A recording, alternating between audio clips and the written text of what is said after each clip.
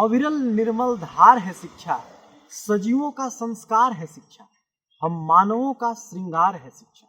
नमस्कार, आप देख रहे हैं न्यूज सुपर 7 और मैं हूं आपके साथ सौरभ।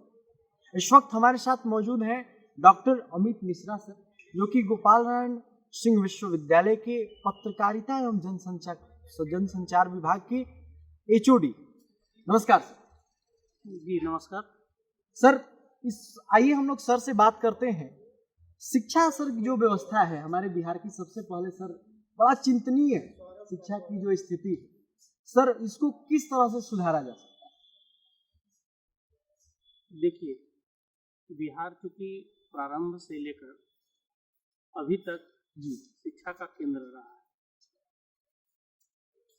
आप जानते होंगे कि बिहार ने ही विश्व को शिक्षा के पटल पर सबसे पहले लाया था और अभी भी हम उस तरीके का काम कर रहे हैं। लेकिन हाँ, थोड़ी सी चिंता है कि विगत कुछ वर्षों से हमारी शिक्षा व्यवस्था थोड़ी सी बिगड़ी है, लेकिन हम इसमें सुधार की स्थिति लाने सर, ये अगर बिगड़ने का कारण आपसे जानना हम चाहें तो कारण क्या है? देखिए सौरभ जी, कारण कई है। सामाजिक कारण भी हैं, राजनीतिक कारण भी हैं, भौगोलिक कारण भी है, कारण कई हैं जी। तो हम कारणों पे भी चर्चा करेंगे जी। और उसके उपायों पे भी चर्चा करेंगे। लेकिन जो सबसे, जैसे भौगोलिक कारणों की हमने अभी बात की, तो अभी आप देख रहे हैं कि पिछले लगभग 10 महीनों से 11 महीनों से हमारे यहाँ कोविड का प्रभाव है और कोविड के प्रभाव के कारण आपकी शिक्षा व्यवस्था पे इसका बहुत बड़ा एक नकारात्मक प्रभाव पड़ा है।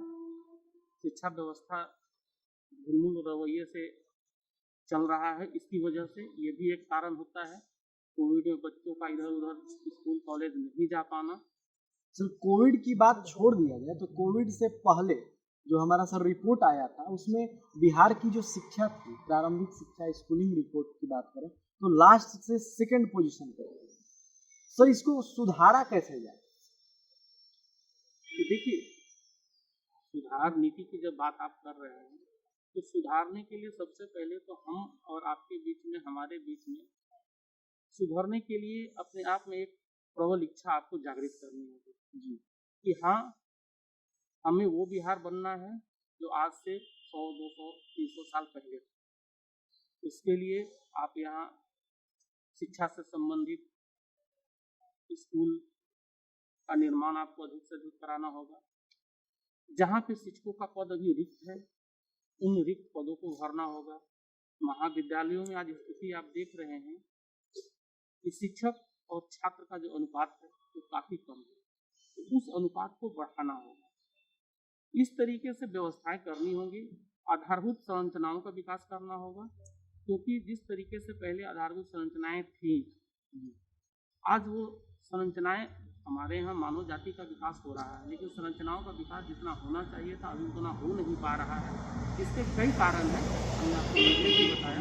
तो उन सारे पहलुओं पे हम सबको ध्यान देने की आज जरूरत है और उसको अगर हम ध्यान देंगे तो निसंदेह हम शिक्षा के क्षेत्र में पहले की तरह अभी भी आगे बढ़ सकते हैं। मौका तो मैं आपको बता दूं कि सर पत्रकारिता से भी जुड़े हुए हैं और यहाँ पर सर विभागाध्यक्ष भी हैं, तो मैंने सोचा कि ऐसे शिक्षाविद से इत्मीनान से बैठ के बातें करनी चाहिए। और भी सर, जो शिक्षा की बात करते हैं अभी हम लोग, तो नई शिक्षा नीति जो सर 31 साल के बाद हमारे देश में आई, सर उसका क्या प्रभाव है? अभी जो सिस्टम है वो कितना इफेक्टिव होगा नई शिक्षा नीति? देखिए, आपके प्रधानमंत्री जी के द्वारा जो नई शिक्षा नीति योजना जो लागू की गई है जी, निसंदेह ये एक अच्छी शिक्षा नीति है और इसमें इसके लागू होने से कुछ चीजें जो अभी हमने बताया कि सर आपने पूछा हमसे कि कहाँ कहाँ कमियां हैं जी, तो इस शिक्षा नीति में उसी कमियों को पाटने की कोशिश की गई है। और अगर हम उस शिक्षा नीति को समय के साथ अगर पूर्ण रूप से अगर लागू कर लेते हैं तो निसंदेह जिस शिक्षा व्यवस्था, जितनी शिक्षा व्यवस्था पे आप और हम चिंता जाहिर कर रहे हैं, उसमें सुधार आने की गुंजाइश हमेशा बरकरार है। सर, एक वहाँ पे हमने देखा शिक्षा व्यवस्था, शिक्षा नीति को पढ़ते समय उसमें ड्यूरेशंस को कम करने का प्रावधान, जैसे कि जो बीए और बीएड मिला करके हमारा 5 साल हो जाता था, वो उसको सब कुछ मिला करके अब 4 साल कर दिया गया। तो ये ड्यूरेशन को कम करना कहाँ तक सही रहेगा? देखिए, इस शिक्षा नीति में खासकर इस बात का ध्यान रखा गया है कि बच्चों को परंपरागत शिक्षा के साथ साथ तकनीकी शिक्षा का भी ज्ञान देना आवश्यक है, क्योंकि आज विश्व के कई देश तकनीकी शिक्षा में आगे चल रहे हैं। उनमें से एक हम भी हैं। हम भी अपने आप को तकनीकी रूप से मजबूत मान रहे हैं, लेकिन अभी भी ये देखा जा रहा है कि हमारे यहाँ तकनीकी दक्ष लोगों की कमी है। तो इस शिक्षा नीति में जो आप एक अवधि की जो बात कर रहे हैं कि सर ये अवधि घटा दी गई है जी, तो अवधि घटी जरूर है। वो देखने में ऐसा महसूस हो रहा है कि मंत्रालय द्वारा या शिक्षा विभाग के अधिकारियों द्वारा वो अवधि कम कर दिया गया, लेकिन उस अवधि में तकनीकी चीजों को काफी हद तक जोड़ा गया है जो आपके जीवन यापन के लिए बहुत ही आवश्यक है। और मैं समझता हूँ कि ये जो तकनीकी शिक्षा है, उस तकनीकी शिक्षा का लाभ आने वाले समय में विद्यार्थियों को मिले। जी सर, चलते चलते मेरा सवाल रहेगा, जो परंपरागत शिक्षा होती थी पहले की, ऐसा कहा जाता था कि या विद्या सा विमुक्तये, आज जो हो गया है या विद्या सा विभुक्तये, तो इसका सर क्या सराउंडिंग और क्या प्रभाव है? देखिए, प्रभाव तो निसंदेह कुछ न कुछ हर चीज का सकारात्मक और नकारात्मक दोनों रूपों में आता है जी, लेकिन पहले की शिक्षा जो आप परंपरागत शिक्षा की बात आप कर रहे हैं तो सही है, वो भी सही है, अपने जगह पे सही था। और आज की शिक्षा भी सही है, क्योंकि परिवर्तन ही संसार का नियम है। और अगर बाकी देशों की अपेक्षा अगर हम अपने आप को उनके बराबरी में अगर नहीं लाते हैं तो कहीं ना कहीं ये हमारे लिए दुर्भाग्यपूर्ण होगा। इसलिए समय के साथ हमें अपनी शिक्षा पद्धति को आज बदलने की आवश्यकता महसूस हो रही है और सरकार इस क्षेत्र में काम कर रही है। हमारे शिक्षा मंत्रालय, हमारे शिक्षा विभाग के अधिकारी इस क्षेत्र में काम कर रहे हैं।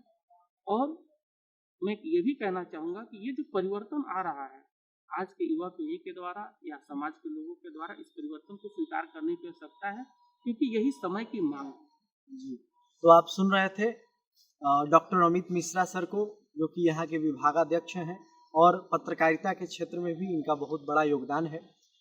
तो अब देखते रहे न्यूज़ सुपर 7, तब तक हमें दीजिए इजाज़त। धन्यवाद।